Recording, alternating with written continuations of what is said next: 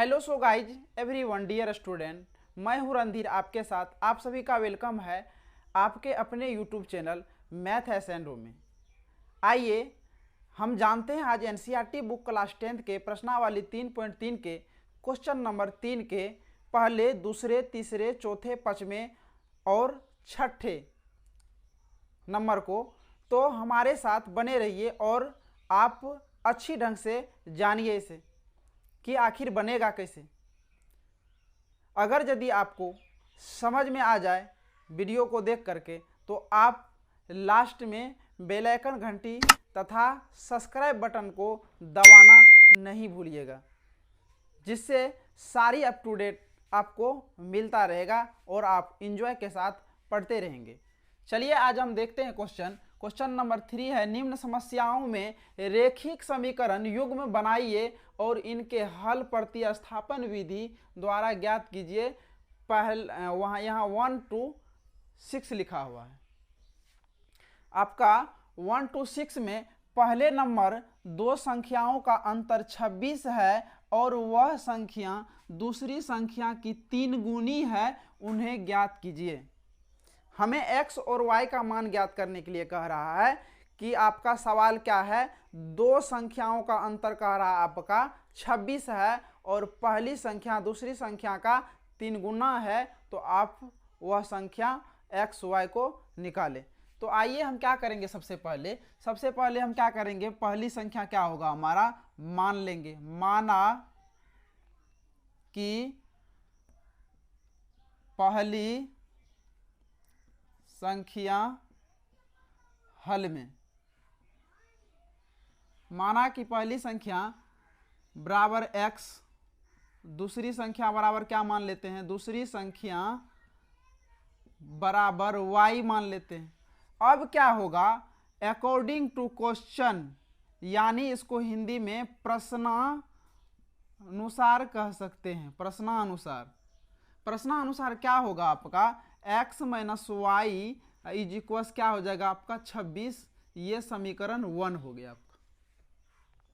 समीकरण 1 हमने क्रिएट कर लिया है। हम जान रहे हैं, आपको हमने लगातार बताया हूं कि अगर यदि आपका दो चर वाला रेखिक समीकरण एक साथ आ जाता है तो उनके हल करने की 4 विधियां होती है। पहला होता है प्रतिस्थापन, दूसरा होता है वज्रगुणन और तीसरा होता है आपका विलोपन और चौथा आलेखी। तो हमने 4 टाइप बताए, तो आप किसी टाइप से बना सकते हैं। लेकिन यहाँ क्या है कि ये क्वेश्चन में आपको बोल दिया है कि प्रतिस्थापन विधि के द्वारा ही हल कर सकते हैं आप इसे। तो आइए हम क्या करते हैं, प्रतिस्थापन ये 4 विधि कब होता है, जब आपका दो चर वाला रेखिक समीकरण एक साथ आ जाता है तब। तो देख सकते हैं आपका दो चर वाला मतलब अलग अलग चर है आपका रेखिक समीकरण, मतलब पावर इसका कितना है 1 है, तो वही होता है रेखिक समीकरण आपका पावर 1। तो ये समीकरण 1 क्रिएट हो गया। अब क्या करेंगे, अगेन अकॉर्डिंग टू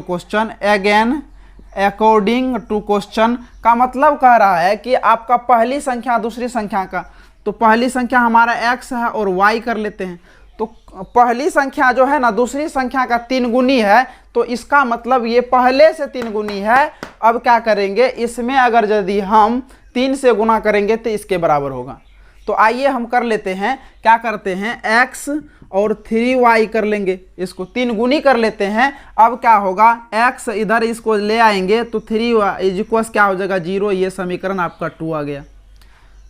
अब हमारा जब दो समीकरण आ गया तो हम आसानी से x और y का मान निकाल सकते हैं। आपका सवाल था, इसमें आपका समीकरण नहीं दर्शाया हुआ था, सिर्फ आपका कह रहा है कि दो संख्याओं का अंतर 26 है और पहली संख्या दूसरी संख्या का 3 गुनी है, तो वह संख्या ज्ञात कीजिए, यानी x और y का मान ज्ञात कीजिए। तो हमने क्या किया, पहली संख्या x मान लिया, दूसरी संख्या y मान लिया और उसका अंतर 26 है। और क्या हुआ कि अगर यदि हम पहली संख्या को दूसरी संख्या के बराबर किए तो वह 3 गुना हुआ, इधर लाए तो आपका क्या होगा, माइनस में होगा, क्योंकि यहाँ इधर क्या है आपका प्लस में है, तो इधर माइनस में हो गया। अब यहाँ कुछ नहीं बचा तो 0। ये समीकरण 2 हो गया। अब क्या करेंगे हम, अब समीकरण 1 से क्या करेंगे, x अब माइनस वाई इज इक्वल क्या है 26 है। अगर यदि हम x बराबर करना चाहेंगे तो 26 प्लस वाई, ये आपका x बराबर आया। अब हम क्या करेंगे, समीकरण 2 में x का मान रखने पर, तो x का मान जब रखेंगे हम तो x -3y इज इक्वल 0, तो x के जगह पे हम क्या रख दिए, x के जगह पे हम रख देते हैं 26 plus Y -3y is equal 0। तो ये माइनस हो जाएगा आपका, तो क्या होगा 26 प्लस माइनस क्या हो जाएगा आपका माइनस होगा, तो 2y होगा इज इक्वल 0 होगा कि नहीं।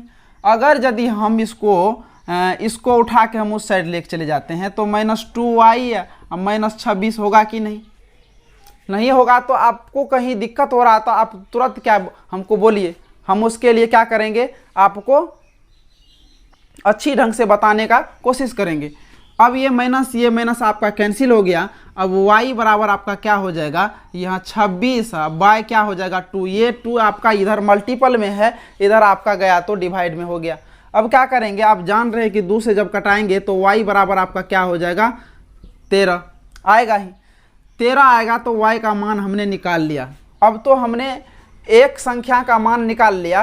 अब हम क्या करेंगे, समीकरण पुनः लिखेंगे यहाँ, पुनः समीकरण 1 में y का मान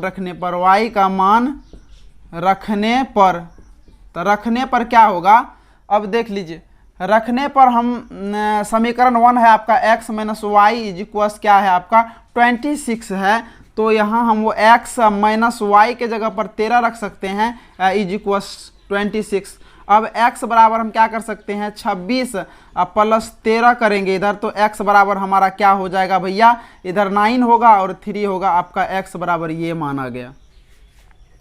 अब हमारा क्या हो गया, y बराबर आपका x बराबर क्या आ गया 39 हो गया। इसके बाद x बराबर आपका x बराबर 39, y बराबर आपका हो गया 20, x बराबर आपका 39 और y बराबर हो गया आपका 13। चलिए आपका यही आंसर हो गया। तो आज इतना तक ही रहने दीजिए। हमने नेक्स्ट क्लास में आपको इसके दूसरे नंबर, क्वेश्चन नंबर 3 के दूसरे नंबर पे हम बात करेंगे और आपको अच्छी और बेहतर ढंग से बताने का प्रयास करेंगे।